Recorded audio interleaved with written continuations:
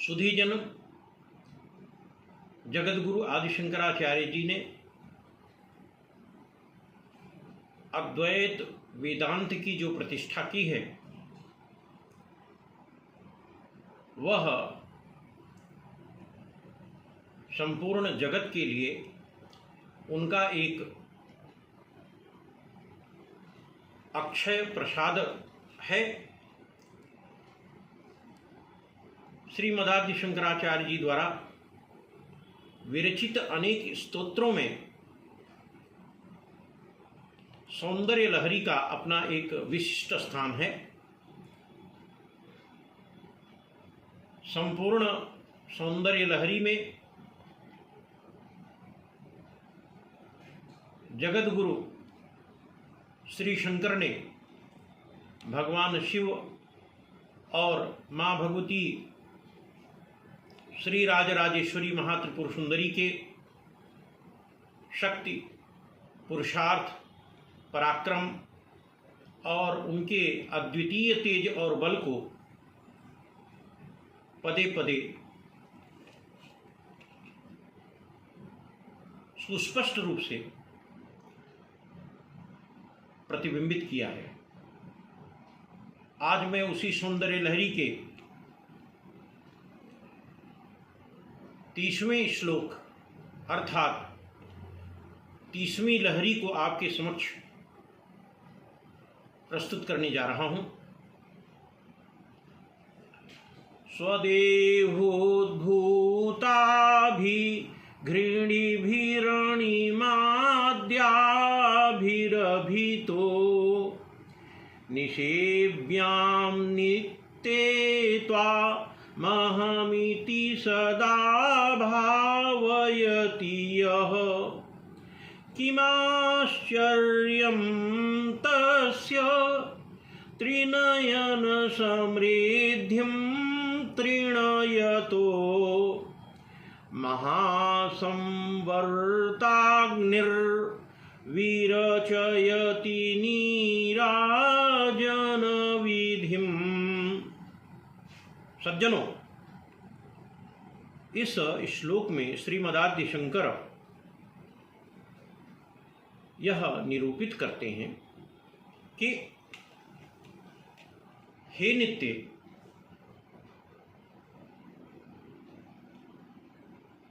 आप स्वदेह से प्रकट हुए प्रकाश किरणों के समान तेजस्वी जो अणिमादि सिद्धियां हैं उन रश्मि देवताओं द्वारा सभी ओर से घिरी हुई है। सेवा करने योग्य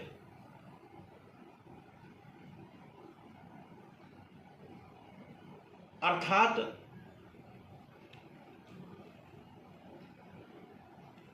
तुम्हें मैं हूं, या यूं कहें कि जो तुम हो वही मैं हूं, अर्थात आप में और मुझ में अभिन्नता है अथवा तो तादात्म्य संबंध है।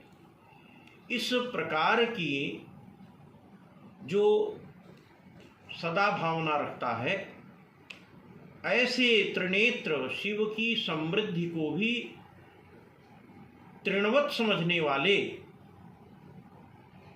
उस व्यक्ति की महाप्रलयाग्नि आरती उतारती है। यदि महाप्रलयाग्नि ऐसे सुधी व्यक्ति की आरती उतारती है तो इसमें आश्चर्य की बात ही क्या है। इस प्रकार का बड़ा ही अद्भुत भाव इस श्लोक में जगद्गुरु ने निरूपित किया है। सुधीजन, यदि इस श्लोक की मीमांसा की जाए तो वस्तुतः इस श्लोक में सर्वप्रथम श्रीमदादि शंकराचार्य जी ने पराशक्ति की महिमा का व्याख्यान किया है। जगतगुरु आदि शंकराचार्य ने जहाँ एक ओर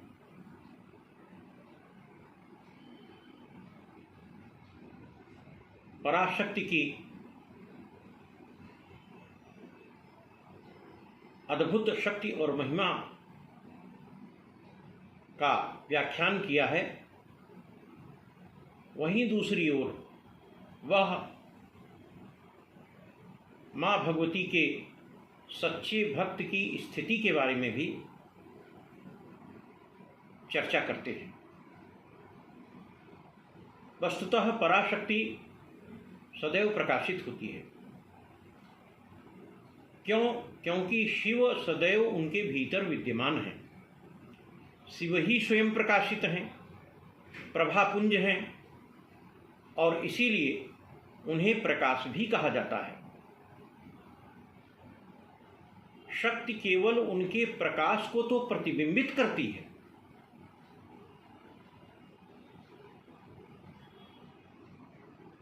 इसीलिए शक्ति को शिव के विमर्श अर्थात प्रतिबिंबित करने वाली शक्ति के रूप में निरूपित किया जाता है। पराशक्ति सदैव प्रकाशित रहती है क्योंकि वे सदैव शिव के साथ रहती हैं, और शिव का जो प्रकाश है पराशक्ति के सम्मिलन से ही ब्रह्मांड को प्रतिबिंबित करने में समर्थ होता है। वस्तुतः इसमें सृष्टि के रहस्यों को तांत्रिक भाषा में भगवान शंकर ने लिपिबद्ध किया है। परम शिव और परम शिवा के मिलन की दो स्थितियां होती हैं। एक तो वे राजराजेश्वरी महाभगवती त्रिपुर सुंदरी उनकी बाईं गोद में बैठती हैं, और शिव का जो प्रकाश है वह उनके माध्यम से ही ब्रह्मांड को प्रतिबिंबित करता है। वह एक प्रकार से शिव के ही प्रकाश को पूरे ब्रह्मांड में फैलाती हैं। तंत्र शास्त्र में जो दूसरा स्वरूप विवेचित है वह यह है कि शिवा श्री राजराजेश्वरी जो नित्य हैं वह शिव को पूरी तरह से ढक लेती हैं, और चूंकि वे भीतर हैं किंतु ऐसा प्रतीत होता है कि मानो वही विकीर्ण हो रही हैं, जबकि वे दोनों कभी अलग नहीं होते। भगवान के साथ उनकी जो निकटता का कारण है वही पूजा के योग्य बन जाती है। शिव स्वतंत्र रूप से कार्य नहीं कर सकते। यह मैंने सौंदर्य लहरी के प्रथम श्लोक की व्याख्या करते भी शुरू में प्रारंभ में ही स्पष्ट कर दिया था। अतः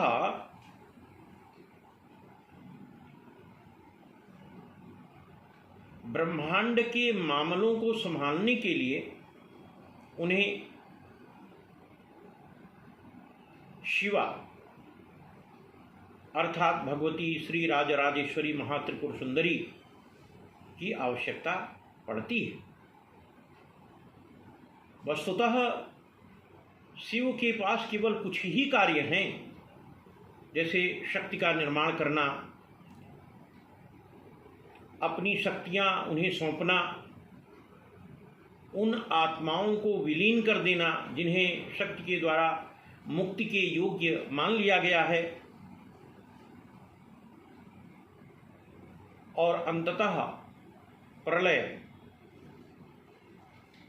विनाश, संहार कर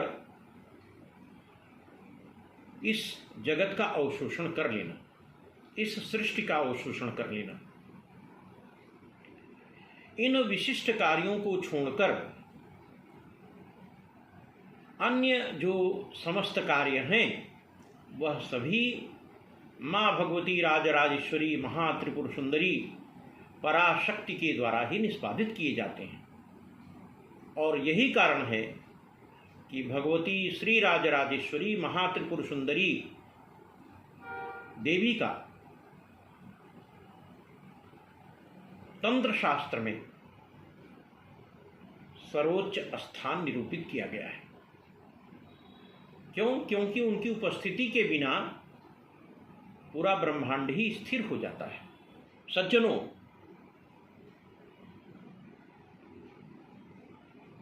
श्री जगतगुरु शंकराचार्य जी इसके बाद उनकी परिचारिकाओं के बारे में भी चर्चा करते हैं, इस श्लोक में इंगित करते हैं। उनके धाम अर्थात श्री चक्र में असंख्य परिचारिकाएं हैं। वस्तुतः श्री चक्र के 9 कक्ष हैं और प्रत्येक कक्ष में उनकी सेवा करने वाली अनेक परिचारिकाएं अर्थात देवियां नियुक्त होती हैं। इस श्री चक्र का पहला कक्ष भूपुर कहलाता है, जिसे त्रैलोक्य मोहन चक्र भी कहते हैं। इसके कक्ष में अर्थात प्रथम कक्ष में 3 दीवारें हैं और इनमें से पहली दीवार की रक्षा करने के लिए 10 देवियां नियुक्त होती हैं, जिन्हें सिद्धि देवी कहलाता है, सिद्धि देवियां कहलाती हैं वे। इन 10 देवियों के नाम हैं अणिमा, महिमा, लघिमा, ईशित्व, वशित्व, प्राकाम्य, भुक्ति, इच्छा, प्राप्ति और सर्वकामा।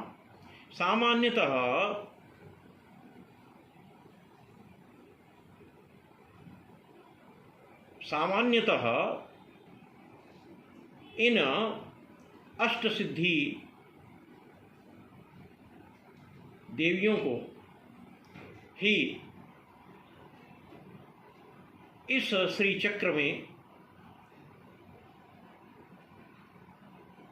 विशेष स्थान दिया गया है और यह अणिमा, लघिमा, परप्ति, प्राकाम्य, महिमा, ईशत्व, वशित्व और कामवासयिता इस रूप में होती हैं। और श्री चक्र की जो नववर्ण पूजा है उसमें भुक्ति और इच्छा नाम की 2 अतिरिक्त सिद्धियां बताई गई हैं। सुधीजन,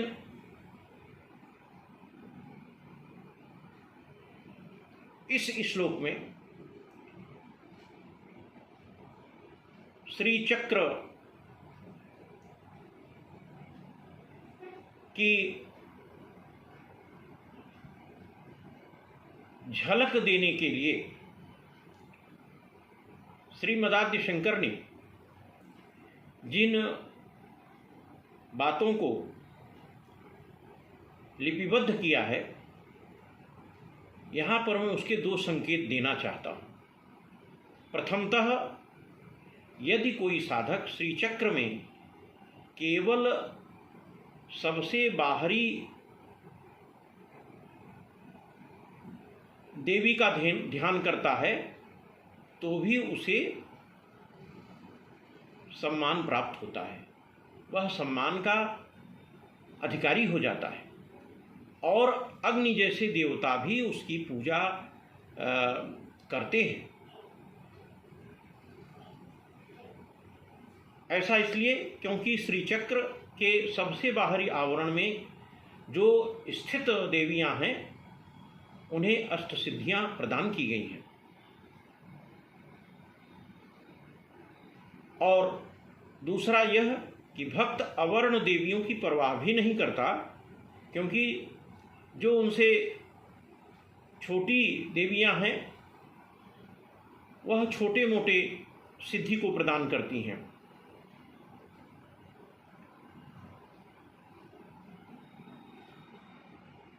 उसे मुक्ति या शिव में विलीन होने की भी चिंता नहीं रहती। भक्ति उनके प्रति शुद्ध प्रेम में बदल जाती है और माँ भगवती राजराजेश्वरी महात्रिपुर सुंदरी उस साधक के निश्चल और विशुद्ध प्रेम और भक्ति की सराहना करते हुए उसे अपना आशीर्वाद प्रदान करती हैं। उस भक्त को शिव में विलीन करके परम मुक्ति प्रदान कर देती हैं और उस भक्त को कभी मुक्ति के लिए प्रयत्न तक नहीं करना पड़ता, क्योंकि मुक्ति का विधान तो माँ भगवती द्वारा ही बना दिया जाता है। सुधीजन, आज इस श्लोक में निहित जो तांत्रिक गूढ़ार्थ थे उसकी भी एक संक्षिप्त रूप में चर्चा करने का मैंने प्रयास किया। अन्य आगे के श्लोकों में भी श्री चक्र अथवा श्री यंत्र के शक्ति सामर्थ्य और उसकी अद्भुत चमत्कारिणी शक्तियों का व्याख्यान समय समय पर प्राप्त होगा और मैं पुनः यथास्थान श्री चक्र अथवा श्री यंत्र के बारे में प्रकाश डालता रहूँगा। सुधीजन, इस प्रकार इस 30वें श्लोक में जिस परम विद्या की झलक भगवान शंकर के शक्ति के रूप में श्री मदाद्य शंकराचार्य जी द्वारा व्यक्त की गई है, मैंने उसको आपके समक्ष रखने का प्रयास किया। अंततः इस श्लोक के आवर्तन से जो फलादेश प्राप्त होता है वह वस्तुतः परकाया प्रवेश की सिद्धि के रूप में होता है, अलौकिक शक्ति वृद्धि के रूप में होता है, ऐश्वर्य वृद्धि के रूप में होता है और अग्नि ज्वाला का शमन करने वाला होता है। बस इस श्लोक का 1001 बार आवर्तन किया जाए और निष्ठापूर्वक इससे निर्मित श्री यंत्र को यंत्राभिलिखित करके गुलगुला और अन्य मिष्ठान्न का नैवेद्य भोग लगाते हुए उपासना किया जाए, सिद्धि किया जाए, तो परकाया प्रवेश आदि के जो फलादेश मैंने आपको बताए वे सहज रूप में साधक को प्राप्त हो जाते हैं। धन्यवाद।